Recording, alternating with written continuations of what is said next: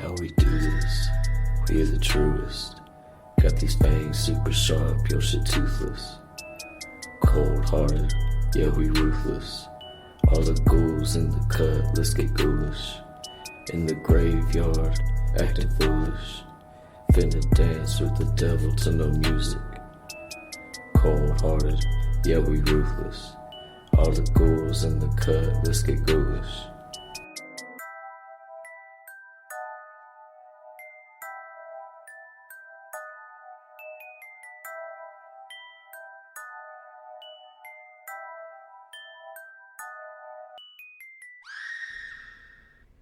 STDs. You know them, you love them, everybody has them. That's the topic of today's episode of a podcast I like to call GHOULIsh. I am Max Booth, an undead host, and that was my dog Conan O'Brien running up a ramp behind me because he had something he's not supposed to have, and he thinks maybe I did not see him hide it underneath my pillow, but I did see him, and I will get it after this intro. On today's podcast, I have Michael Louis Dixon. We're talking about STDs in celebration of some recent news. Yeah, his novel, his debut novel, Sick. And there goes the dogs again. Michael Louis Dixon's debut novel, Sick, is out now. It's about a goopy, spooky STD, and I think everyone listening to this podcast is gonna have fun with it. It's a really sick novel, I would say, which makes sense because, as I mentioned, the title of this book, it's Sick. Sick. S-I-C-K. Sick. By Michael Louis Dixon. Go pick it up through the places you buy books. And also, if you're feeling like you want to read even more books than that, go on over to GHOULISHbooks.com. Buy some of the books that we publish. Also, my debut Hill Schultz collection, Abnormal Statistics, is available for pre-order right now through Apocalypse Pretty Press. You can get it through Barnes & Noble, Amazon, bookshop.org. Pre-order that book. It's coming out next March. Really excited about that collection. I think it's great. I am really proud of the opening novella, Indiana Death Song, that is in the collection. I'm sorry, I keep losing my train of thought. These dogs were completely motionless until I began doing this intro, and now just maniacs. Every time I do an intro, they decide, it's time to go fucking nuts. So, I mean, I could stop and try to redo it, but I know the moment I begin talking into this mic again, it's going to be chaos. So we just have to listen to them in the background, and if you will upset by this, please let me know, and I will refund you all the money you spent trying to listen to this free podcast. In the meantime, consider going over to iTunes and leaving there a positive review, I hope. That's enough. That's enough of this. Let's listen to my STD episode with Michael Louis Dixon now.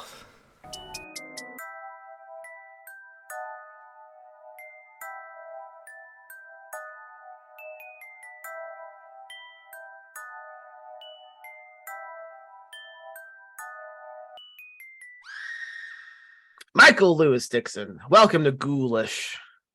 Hey, Max, it's great to be here. Oh, yes. So, on today's episode, we're talking about STDs for some reason. Do you want to tell the audience why that might be?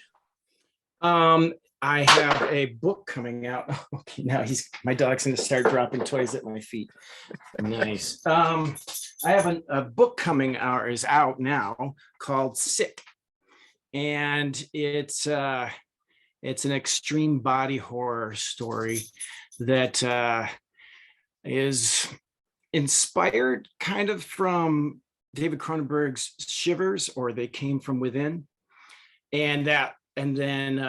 but it's kind of Also similar to The Last of Us with the cordyceps fungus stuff. So I took those two and mushed them together into something completely different. But sexually transmitted diseases are how they kind of spread in a way. So these diseases are sexual, you would say. But they're very sexual. Yeah, I mean, Sexy sexual. These will really, I mean, you transmit them sexually. That's where the name comes from. By having you have a disease, you have sex with somebody, that someone now has the disease. Yeah, that's the joy of sharing. Interesting. Okay. How did you find out about these things? About STDs? Oh, yes. Well, so I didn't grow up in Texas, so I don't know what they teach here in Texas. I know that they teach abstinence, which that's a great way to avoid any problems. Just don't have sex. And but where I grew up, they talked about this stuff when we were hitting puberty. So about what, 6th grade or so. Yeah. They started talking about sex education and STDs or STIs, which you'll hear those terms interchangeably. STIs are sexually transmitted infections, STDs, disease, but they're used interchangeably. So they wanted us to be knowledgeable of this when we were young so that we could protect ourselves. Of course, most people being human beings, they don't give a shit when it comes to the moment, right? And they just don't think about it. That's how strong our sex drive can be. We do the stupidest things. And that's kind of like also what I explore in my book about how we go into like totally crazy behavior if our sex drive is right up. What's the stupidest thing you've ever done, Mahilni?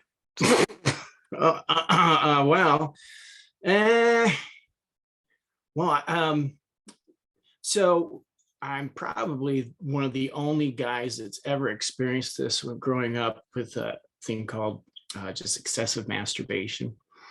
So yeah. So what's that? So as a young person who just discovered what what happens when you have your first orgasm, that's all you want to do. And so you'll do it until you get blisters, which are not sexually transmitted diseases. They're self-inflicted wounds. Yeah. Well, sometimes you can get blisters on your hand from petting a frog. Which is a form of transmission, but not sexual, depending on it depends if orgasm is achieved from you or the frog. I mean, if you're petting the frog the right way. Are you heavy petting the frog? Is the question. Is it light petting or is it heavy petting? It's above the genes. Yeah. I don't unbuckle a frog's genes unless you want a disease. Right. It's what my grandma always told me when I would visit. She's very wise. Now woman. She's dead. See, maybe she should have listened to her own advice. I was thinking, you were saying in Texas they teach abstinence, and one side effect that I don't think a lot of folks consider when they teach that is possible demon sacrificing. When someone needs to sacrifice someone, who do they go to? Those who have not had sex, virgins. Right. No one considers that. You would think possibly Texas education is involved in the occult, and they'll. I think they are though. They are grooming. Texas educators are grooming kids to be sacrificed to Satan. And the tap bottle is chilling the frogs gay. Well, thank God for the gay frogs. Yeah. So, but yes, I think, I mean, I don't know much about it, but there's a Pentecostal offshoot of Christianity that I think is really prevalent here in Texas. And I do from what I've heard, they get really into some pretty wild ritual stuff. I don't know if it involves sacrifice, but I'm sure versions are helpful. Now, is that the religion that like has like a traveling tent and they they put their hand on someone's head and they go, now you can walk. I think that's one of many. Okay. I think you're looking at any kind of evangelical Christians, and we should probably stop talking. I don't want to become a target. Nah, it's okay. Anyone who comes on the Ghoulish podcast is immediately a tailgate to many people. So evil days will never now. So we're talking about STDs. What are your like top STDs if you had to pick? Oh, well, there's the true classics, right? Mhm. You got your and they called it VD. I don't, nobody really mentions VD anymore. But that's venereal disease. And those are like your syphilis and gonorrhea. And then like they mixed it up a little bit later on and introduced chlamydia. Mm-hmm. And then of course, introducing chlamydia. I Tonight know on Saturday Night Live, chlamydia. And yeah. And then there's and then HIV, which basically put a big downer on the whole STD world because that introduced death. Ruined everything, I would say. I'm going to make a statement right now. Not a fan. No, 0 stars. Yeah.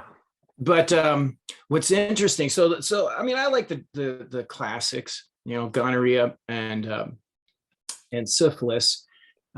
Which is interesting if you do any research about their origins. I hope you have. They do. They came from animals.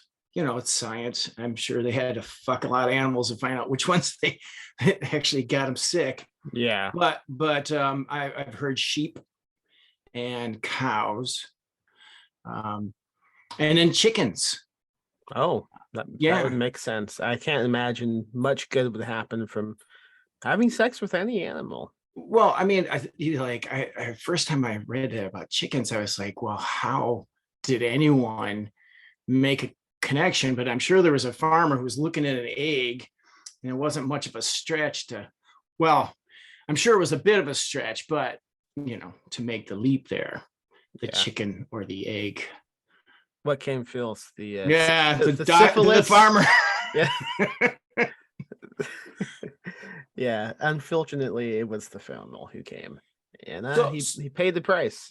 Yeah, and so they started getting their symptoms. So with gonorrhea, that's your classic, right? Painful urination, pus. Yeah. They did make the mistake of coming up with a really fun rule to name that one. Gonorrhea. It's just fun. You can't say it without smiling, I think. Gonorrhea. Yeah, I think that's what they used to do when they would take pictures. They would say, back in the 20s and 30s, they say gonorrhea. And it just say gonorrhea as they took a photograph of a family and the whole family. But back then, I think you had to stand still for like 2 minutes. Yeah, say gonorrhea, then don't move until midday. Yeah. I don't. So was HIV the first STD that killed? That doesn't sound right. But well, no. Wasn't syphilis pretty fatal? Syphilis. That's the thing, though. It's like syphilis is curable. I mean, they discovered, at one point, after they used things like arsenic and various toxic substances, they finally discovered antibiotics, and so it was curable. Except it goes through various stages if you don't cure it. And then it gets up into your brain. I think it's fascinating to think about the history, how it's been influenced by people who have had syphilis and untreated. And I guess they start going crazy and their nose starts rotting off their face. There's an emperors. Was it Tiberius, I think, or something like that? Yeah, and crazy Am I people. am I remembering this wrong? But wasn't syphilis used to create penicillin? Is that right? Not that I recall, but I know penicillin was used to cure syphilis. Oh, maybe that's it. Well, hold on. Yeah. Well, now we have to figure this out. Penicillin has some type of crazy ingredient. How was it made? So This so is a they took guys with syphilis and had them masturbate on oranges, and then they let it sit okay. That sounds right. out on the sidewalk in front of the houses with a You know lot what of I'm traffic. now what I'm thinking of? Classic mistake. I've mistaken syphilis with mold. It's mold. Oh, mold. And that brings me back to my book, which is about mold. Yeah. So why don't you tell the audience a little bit more about this book? Give us the basic setup. Okay, so the main character is an up and coming executive. He's the district manager for an oil company up in Alaska, and he's based in he's well, they've changed the name, so it's no longer Barrow, Alaska. It's Ukachvik, I believe, if I'm pronouncing it correctly. But anyways, Barrow, Alaska, and he's there trying to deal with all the shit involved with running an oil company. And so because of the glaciers are melting, the polar ice cap is receding. They've decided to send out the brand new experimental drilling barge to go start prospecting for oil where the ice pack has gone back. And while they're out there, they pull up some old primordial ooze that contains the mold and the eggs of mosquitoes, and they become a vector for the mold. And but it's not an info dump. The way I wrote this is not just an info dump like this, but it starts spreading. It gets into people. It changes them. They amps up their sex drive, and they become Sick. what is it? They become sick. They get sick. And they get sick. And so like I kind of thought of this as a literary grindhouse. Mm-hmm. I love the grindhouse feel of stories, from the films, the old exploitation films and stuff. And I like that. But I also wanted to write something where there was more going on between the lines as well, and trying to merge those two. And so hopefully I do it well enough to keep the attention of people who are looking really just for that splatter and gore as well. Keep their attention, but also get people who are into looking for a really good story, and then suck them into a total gore fest romp at the end there. What are some examples of these grindhouse movies that inspired this? Well, I don't know if you would consider like Shivers a grindhouse, because how would you define a grindhouse movie? I guess let's begin with that. All right, so okay, like there's gosh, it's been so long since I've seen so many. I used to go, there's movies that you would show a lot at the in real low budget theater, low in inner city theaters. I didn't live in the inner city, so I would see these types of movies at the drive-in. And they would be like, lots of cannibalism, or gangs, motorcycle gangs, lots of sleazy stuff with a lot of gore and violence and sex, and all that is what becomes the story. I remember something about, I'm thinking like Blood-Sucking Freaks, but I don't think it was. There was another one, The Blood Eaters. This is a film I recall seeing at the drive-in, and it was just out on some island, and there's these like zombie type people coming around, and they basically rip people apart and spit the blood into the camera, kind of stuff. That craziness. I'm trying to think of some movies, specifically horror movies that tackle like STDs, and like the two that come to mind would be it was Cronenberg's Rabid, right? With the Rabbit is yeah, another one. that Yeah. one and It Follows are the two that really come to mind when it comes to that topic. I started looking up movies and creative works that touch this theme. It Follows always comes up because that's a perfect example of you know a, like a demonic horror ghost type story with STDs because it spreads sexually. Right. And it's a really great one to suck you in. And I don't think anyone ever done anything like that before. I read Black Hole, which I got around here somewhere. It's Yes, that's a great comic. comic. Yeah. And What the fuck is his name? I'm blanking on his name now. Great graphic novel though. I have a copy as well. That big thick paperback with yeah, the and really odd red and black front cover. Great comic. I read it last year for the first time. Fell in love with it. Planning to reread it soon because it's just probably the best comic I've ever read in my life. I'm gonna look it up just because Yeah. it's not fair to it is it was such a good one. It's let's see, written by Charles Burns. Yes, I believe he also illustrates it as well. Yes. Yeah. Written and illustrated, and it's a great story. It really gets that feel of that teenage angst and the sexual dynamics that you're going through. It's all new. Mhm. And they introduce this idea of STD that actually morphs the individuals, which is really and disturbing, like almost like in a David Lynch style kind of way too.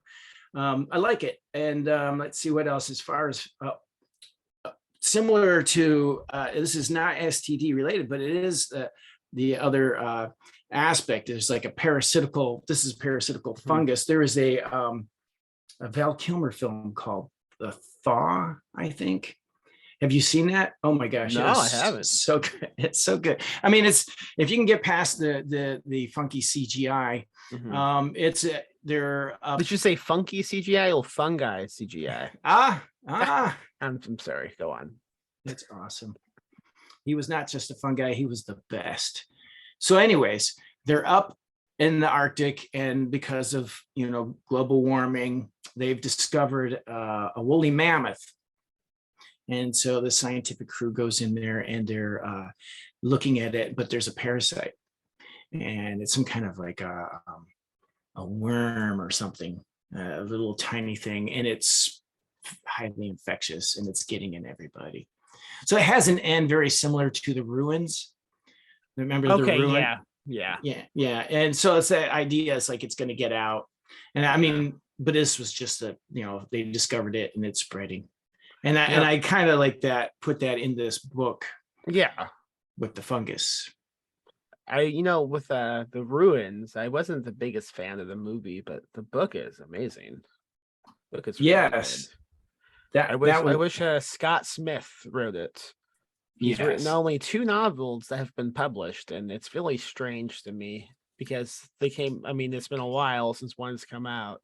I am desperate for a new book of his. I know he has a novella in some anthology, I think edited by Chris Golden, but I've not gotten it. I keep forgetting that it's a thing that exists. I think it has the real dog in the title. I gotta find the Scott Smith dog novella. Yeah, gotta check that out. I mean, that was a masterfully written book, but the difference, one of the major differences between the book and the novel was the very end. And spoiler alert, so in case anyone wants to skip ahead. Yeah. In the end of the book, it gets contained, right? They stop this person from getting out. In the end of the movie, she's driving away and you can tell she's infected and it's going to go out to the world, which I'm happier with. I much prefer, total global destruction. That's kind of where I'm at. You know, it's funny. His Ezel book was also made into a movie called A Simple Plan. I Really love that film. different, really different book and movie than The Ruins. Have you read the book by any chance? I did not read the book, Simple Plan, but I love the film. So they also have really different endings.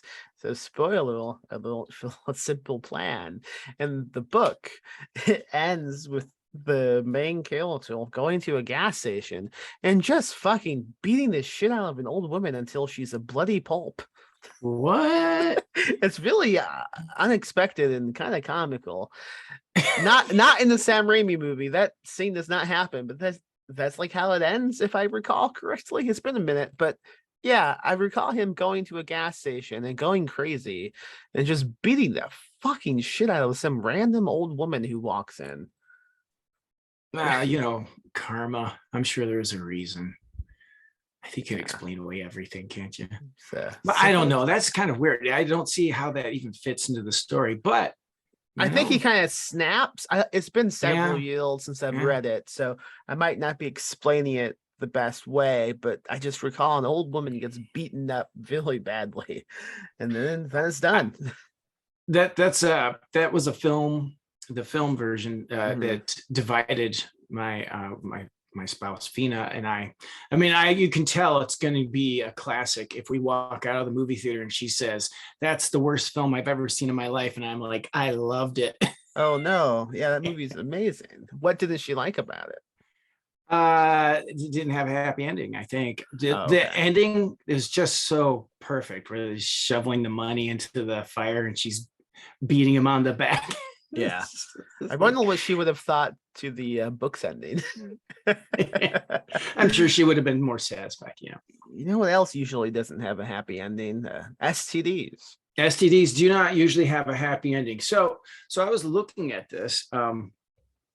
There are so one of the things I was looking at over here at the CDC website, and apparently they're on the rise and have been on the rise for last number of years. Okay. Because people are not using protection. So we saw a decline, and now it's coming back up. Yeah, started around, I think it was 2019. Well, something happened around that time where I think people started staying close together more. That was middle in 2020, right? Yeah, I don't know. What was going on in 2019?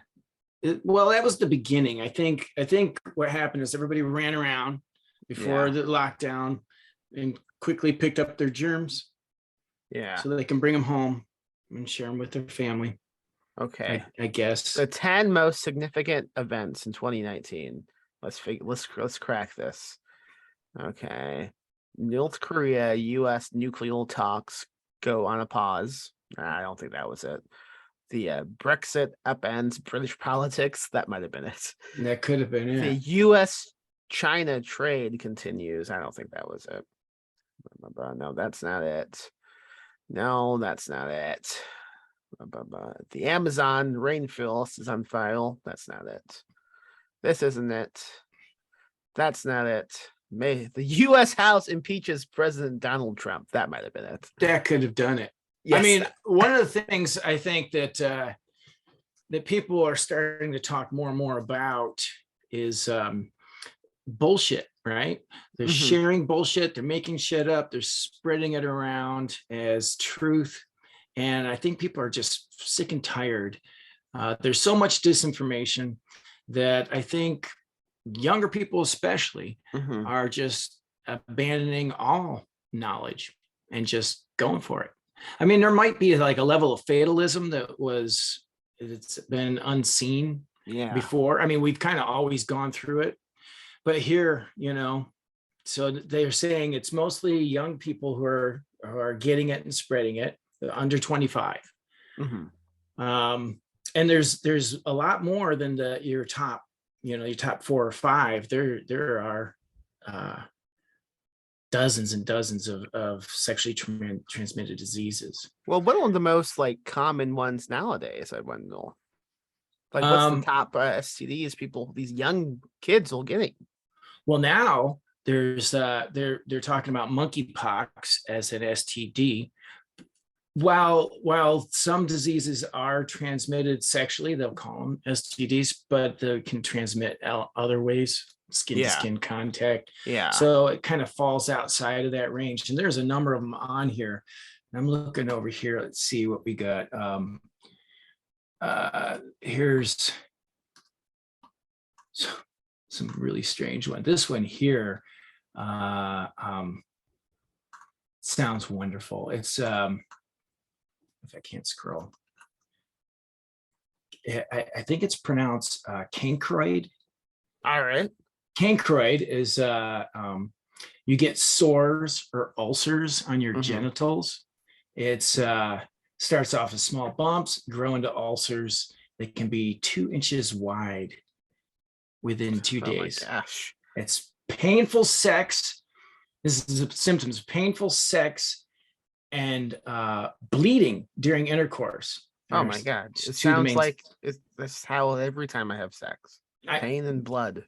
And then it hurts to urinate sometimes. It's always been painful for me to pee. I don't know about you. But you can treat these with antibiotics. Okay. But the thing is, and there's more.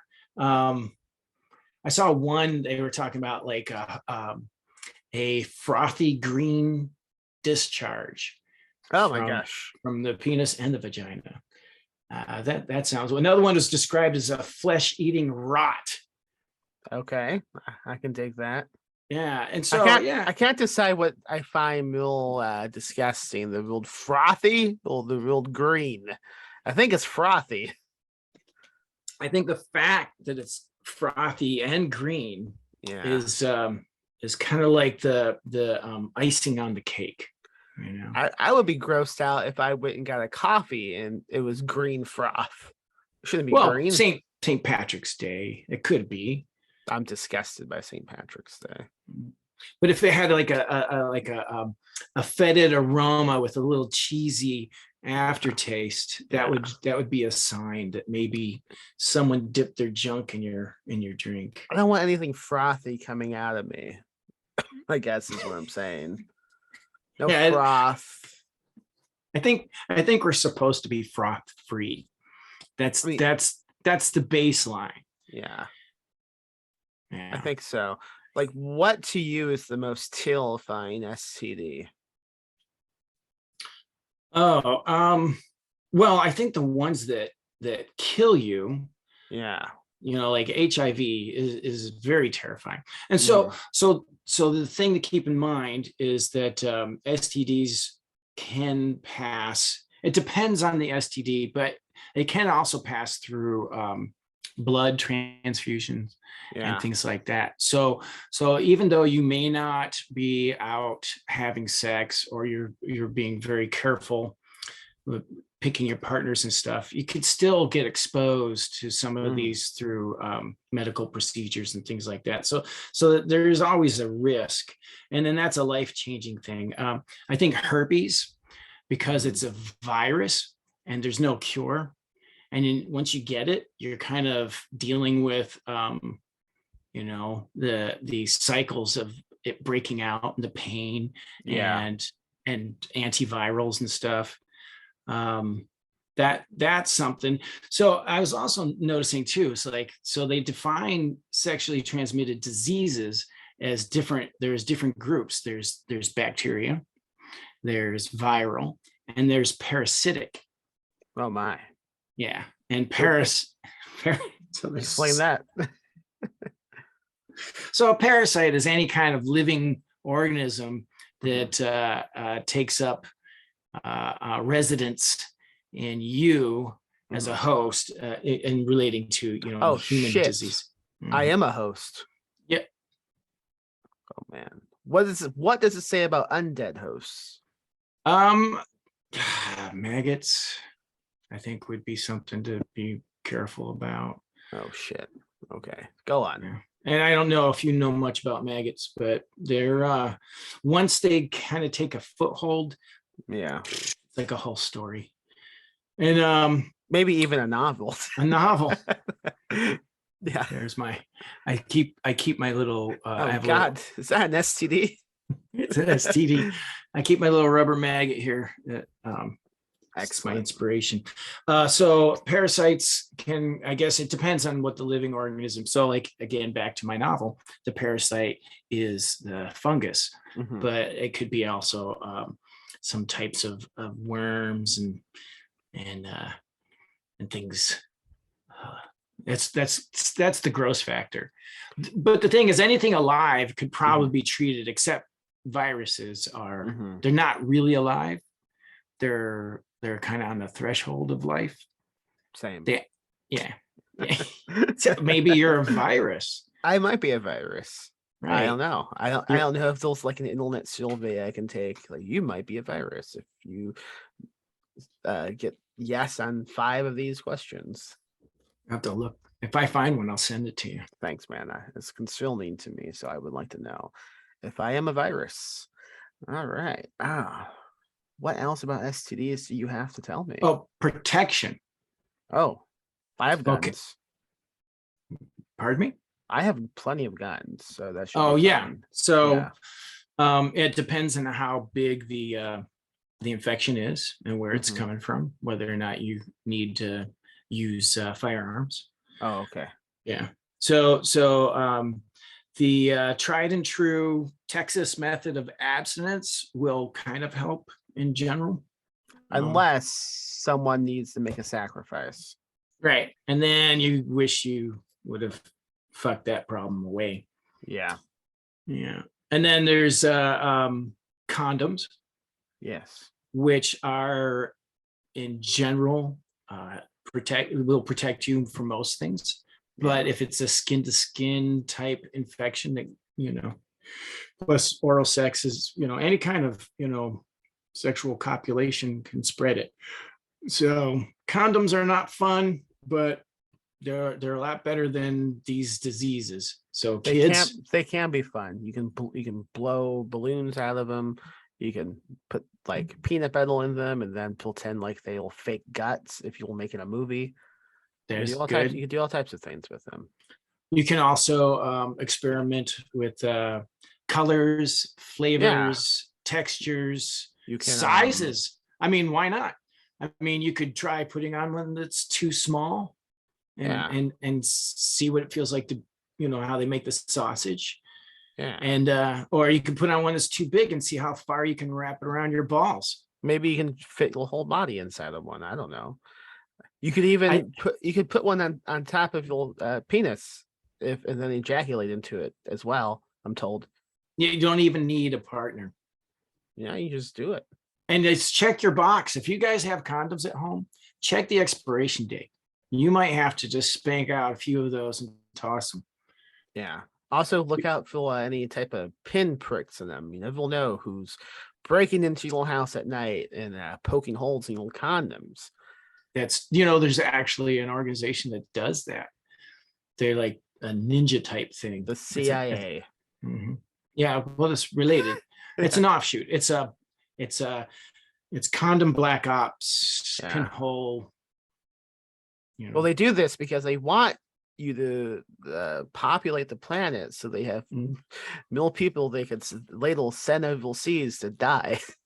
Oh, I mean, you gotta make sure those profit margins are up. Exactly. So condoms are bad for the government. They want you procreating so they can later annihilate your child. Well, that's how you know that they're not, they're not related to Satan in that sense that they want you to have sex. They don't want you to be virgins. Yeah. The people who want you to be virgins are the people who want to sacrifice you to Satan. Exactly. The government has been having this battle against Satan from the very beginning, and one day we might win, one day we might lose. Yeah, but it's going to take a lot of blood in exchange for profits. Yeah, to win that battle against Satan. Yeah, but then they'll be not just sacrificing these kids anyway for oil. Yeah, oil or microchips or any kind of like funds. Wall Street those halls are just paved with the blood of, soldiers. That's the way it should be, though. I mean, it's against Satan. You could do that, or you can just get an STD. Those are the two choices in life. Right. So, play the STD roulette wheel. I think that would be a fun thing to do. Yes. Like you could just, like the Wheel of Fortune, just set one up and list all the STDs on there, and you just spin it. They could even send you a little packet, and you can share that with your partner. So I do a lot of like pop-up events around San Antonio and Austin and the Central Texas area. People will just like organize these spooky milk it events, and people can buy vendor tables. Usually it's not books. Usually we're the only book table. Sometimes a Madness Press also has a table. But usually it's like paintings and odds and ends and clothes and shit like that. And there's this one guy who usually goes to the events. And he sells like old spooky artifacts, basically, like skulls and bones and shit like that. But he also has a vial of what he claims to be syphilis from like the 20s. just a thing of syphilis. Wow. And I walked up to him one day. I've never spoken to him in my life. And I said, "Hey, is that really syphilis?" And he said, "Yes, it is." And I said, "How do you know that?" And he's went into something of how he has a connection with some hospital or something, and they sent it to him. I don't know what he was talking about. I didn't believe him. So I said, if I buy this right now, guess how much he was charging for it? $150. It was $80, which is well, still that's a deal. So I said, if I buy this right now, would you drink it? He looked at me and said, "No." I said, "I will buy it. I will give you the $80, but only if you drink it actual." And he thought that was the most disgusting thing. He refused to do it. And that to me maybe proved that it really was syphilis, because I feel like he would have drank it if it was just like Gatorade or something, right? Because it's $80. But he said, "No fucking way." And then the rest of the day, because I asked him this just as we were setting up. So the rest of the night, he just kept looking at me like I was fucking freak. I don't know. He could have made $80 that day. Would you have drank it? No, because I don't, even if it wasn't syphilis, just the idea of drinking the mystery concoction. Yeah. No. And the idea that like he got this through some connection, I think that's amazing. I wonder how much he paid for it. And so is there a market for this? Can I start like selling vials of various diseases that, Yeah. Like on also Craigslist? STD is liquid. Like what's this? I don't understand. Was it just a bunch of pus juice? I don't get what it was. I don't know. I'm not sure exactly, where I think that's amazing that he's hopeful that there's a market for this. Who's buying? Yeah, who's buying this? Who's gonna go like, man, maybe this event will have some syphilis. So I must applaud this gentleman for the optimism that we should all have in our endeavors. I mean, I wish I had that kind of enthusiasm about, just, I don't know, anything. Sometimes at these events, you have to list what you're selling. So now I'm wondering if, like, on his sign-up sheet, it just says syphilis. Nobody bothered to ask him. How are you going to be passing this out? Does someone Venmo you and then you just, you bend them over and give them the sif? I don't know. You just drink it, I guess. Oh, because you have to go, is this in a vial or is it in your pants? Yeah. To me, like, the only, like, obvious customer base would be like a supervillain, right? Like, I've ran out of syphilis from my enemies. Maybe this pop-up event in San Antonio will have some I can buy for $80. So this sounds like the beginning of a story, though. This guy who's got the syphilis, in a vial. Was it like a test tube? Yeah, with a little cork. Yeah. Mm-hmm. And so, like, I could see, like, he's lugging this around for years, and it's been put in various places and exposed to different, like, radiations and chemicals and stuff, and somehow it mutates. And at one point, it activates. Oh man, It'd be like a Super Tales from the syphilis. Crypt. Yeah. So Mhm. my mind went a slightly different way, Bill. He dies. He gets passed on to his kid. That guy dies. Like through the ages, the only thing they have to remember any of these family members by is this old vial of syphilis that eventually just gets chucked in the trash, like any souvenir is going to eventually, and we Yeah. will be forgotten forever. Until some It excavation by mutates. aliens in the far future, and they're like, this, Yeah. it's syphilis. Two aliens find it, or whoever, and they think, oh, let's see if Chad will drink this. And he does, He and thus dies. introduce syphilis into their culture. Suddenly, Millivan, who was the one who found it and told Chad to drink it, suddenly Millivan's wife has it too. What's going on? Well, man, this has been a lot of fun. I've learned a lot about STDs. I'm never going to have sex again. So thanks for that. I mean, I wasn't planning on it anyway. I mean, well, neither are the people in this book. So that's the problem. It So- may happen whether you want it or not. so Sick is out right now, right? It's out. It's available through the Evil Cookie Publishing. Excellent. You can go to their website. I'm not sure if they have any of the trade paperbacks in stock. You can get those through the Big A, Mhm. and the Kindle version. Excellent. Great. And how can folks find you online? I am on Facebook as M. Louis Dixon, and I'm on Twitter, probably the same, Michael Louis Dixon or M. Louis Dixon. And I'm on Instagram, and I'm also just starting in on TikTok. I've got a presence there that I'm experimenting. As a matter of fact, I just got my first box of my book in. I'm going to be doing an unboxing. Oh, sweet. After we get off. Yeah, That'll be should fun. You should also do some STD educational videos. You know what? That would be funny. Yeah. As a matter of fact, one of the things I'm experimenting with in what I'm doing is I come from a background in film. I got my degree, Bachelor of Fine Arts in Film at the San Francisco Art Institute. And film's expensive. And back in the day when I graduated in like 92, there wasn't much, even video was expensive. Now, so I ended up, that's why I got into writing. Now I'm getting back into experimenting with film, and I'm realizing I don't quite have the equipment, but I'm going to try to put together a little trailer for my book as well. I've shot some stuff and played around, something goofy. That sounds something fun. So do you have a YouTube page or what? I also have YouTube, and it's probably again, Michael Louis Dixon. Yeah, Google Michael Louis Dixon. You will find it, I'm sure. But yeah, that stuff is not cheap. Do you know what else isn't cheap and it's quite expensive? STDs. STDs, right? You know, once you got them, they're not as fun as you thought they'd be.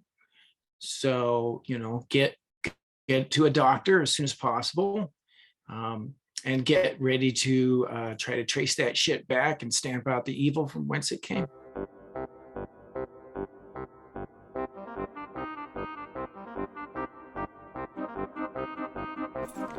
And that was Michael Louis Dixon talking about STDs. Go pick up his book, Sick, out now. And go on over to GHOULISHbooks.com. Buy some spooky books that I published. I hope you enjoy them. I hope you enjoyed this episode. I hope you enjoy your STDs. They will en route as we speak.